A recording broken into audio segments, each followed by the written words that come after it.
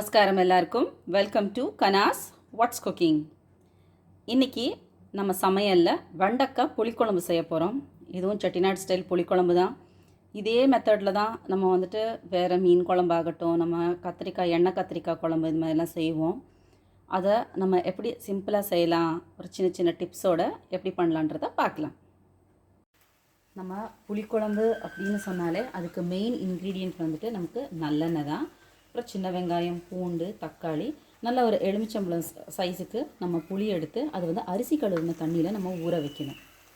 அப்படி ஊற வச்சோன்னா அந்த அரிசி கழுவின தண்ணியில் வந்துட்டு வைட்டமின் B1 இருக்குது, thiamine, which is very good for health. நம்ம புளிக்குழம்புக்கு தாளிக்கிறதுக்கு நமக்கு வேறு எதுவும் இல்லை, ஜஸ்ட்டு கொஞ்சமாக வெந்தயம் அப்புறமா நம்ம சோம்பு தான் நம்ம யூஸ் பண்ணுவோம். வெண்டைக்காய்க்கு ஜஸ்ட்டு 1 ஸ்பூன் மட்டும் போட்டு நீங்கள் இதை வதக்கி எடுத்தால் போதும். அது இருக்கிற ஃபுல் அந்த வழுவழுப்பு போகிற வரைக்கும் நீங்கள் ஃப்ரை பண்ணக்கூடாது.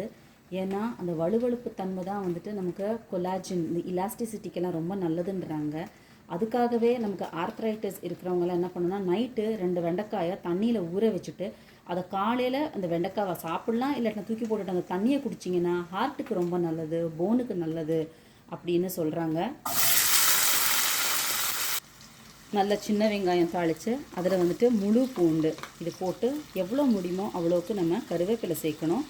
ஏன்னா நம்ம இந்த மாதிரி காரக்குழம்போ இல்லை வந்துட்டு நம்ம இந்த மாதிரி புளிக்குழம்பு வைக்கும்போது அதில் நிறைய காரத்தன்மை இருக்கும். அது நமக்கு வயிறுக்கு கெடுதல் உண்டாக்கக்கூடாதுன்றதுக்காக தான் நம்ம நல்லெண்ணெயில் செய்கிறோம்.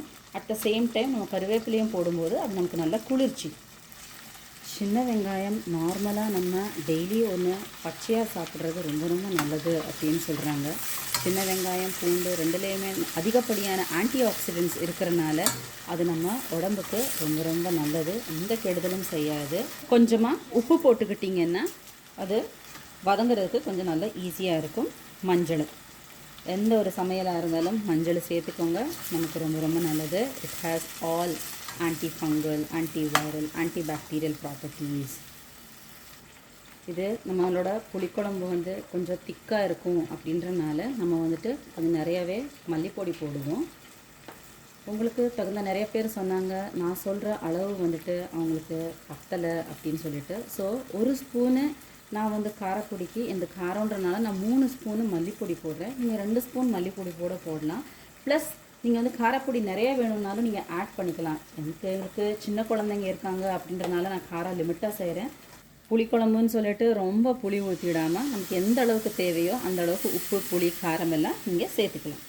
இதே ஸ்டைலில் நீங்கள் வெண்டைக்காய் காரக்குழம்பு கூட செய்யலாம். ஆனால் மிளகா பொடி கம்மியாக போடுங்க. அட் த சேம் டைம் அது கொஞ்சமாக தண்ணியாக இருக்கணும் அப்படின்றனால மல்லியும் கம்மியாக போட்டுக்கோங்க. கடைசியில் கொஞ்சமாக தேங்காயும் ஜீரகமும் அரைச்சி ஊற்றிங்கன்னா நம்மளோட வெண்டைக்காய் காரக்குழம்பு ரொம்ப நல்லாயிருக்கும். கொஞ்சம் மூடி போட்டு கொதிக்க வைங்க, கொஞ்சமாக எண்ணெய் பிரிஞ்சு வரும். அந்த சமயத்தில் நம்ம அந்த வெண்டைக்காயை நம்ம போட்டுடலாம். எண்ணெயும் ஓரளவு யூஸ் பண்ணுங்கள், ரொம்ப எல்லாம் யூஸ் பண்ணணும்னு அவசியம் இல்லை. உப்பு பார்த்து போட்டுக்கோங்க, பத்தலைட்னா நம்ம போட்டுக்கலாம், ஜாஸ்தி ஆகிடுச்சுன்னா கம்மி பண்ண முடியாது. இதே மாதிரி நம்ம வெண்டைக்காய் புளிக்குழம்பு எப்படி பண்ணுறோமோ அதே மாதிரி நம்ம எண்ணெய் கத்திரிக்காய் குழம்பு அப்படின்னு சொல்லுவாங்க. முழுசாக கத்திரிக்காய் எடுத்து அதையும் நாளாக வெட்டி அது இந்த மாதிரி போட்டு செய்வாங்க. அதுவும் ரொம்ப ரொம்ப நல்லாயிருக்கும்.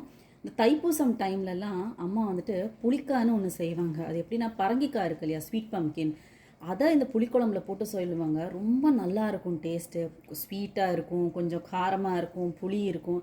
இந்த மாதிரி ஒரு இடம் ட்ரை பண்ணி பாருங்கள், ரொம்ப நல்லாயிருக்கும்.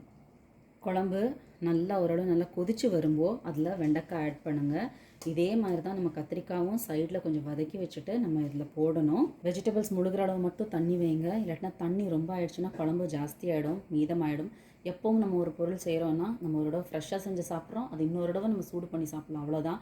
ரொம்ப நாளைக்கு வச்சு சாப்பிடாதீங்க. நெக்ஸ்ட் டைம் சூடு பண்ணி சாப்பிட்றது நல்லது இல்லைன்னு தான் அப்படின்னு சொல்கிறாங்க. ஆனால் நம்ம அந்த மாதிரி வேஸ்ட் பண்ண முடியாது, நம்ம கொஞ்சமாகவும் செய்ய முடியாது, மினிமம் செஞ்சு சாப்பிடுங்க. நம்ம வெண்டைக்காயெல்லாம் போட்டு அது நல்லா கொதிச்சு வரட்டும். கம்ப்ளீட்டாக சிம்மில் வச்சுட்டு ஒரு 15 மினிட்ஸு அதை க்ளோஸ் பண்ணி குக் பண்ணுங்கள்.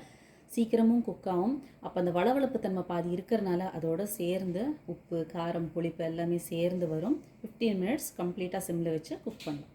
இப்போ பார்த்தீங்கன்னா நல்ல 15 மினிட்டு இது நல்லா வெந்து வந்துடுச்சு, எண்ணெய் எல்லாம் பிரிஞ்சு இருக்குது. நம்ம புளிக்குழம்புன்னு சொன்னால் எல்லாமே ஒன்றுன்னு தான் சொல்லுவோம், ஆனால் ஒரு காய்களுக்குமே அதுக்கான ஒரு டேஸ்ட் இருக்குது, அதோட மனம் இருக்குது, ரொம்ப நல்லாயிருக்கும்.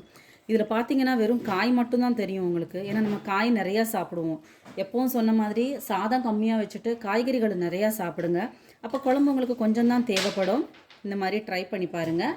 அவ்வளோதான், நம்மளோட வெண்டைக்காய் புளிக்குழம்பு ரெடி ஆகிடுச்சு. இது நம்ம நல்ல சூடான சாதத்தோடு சாப்பிட்லாம்.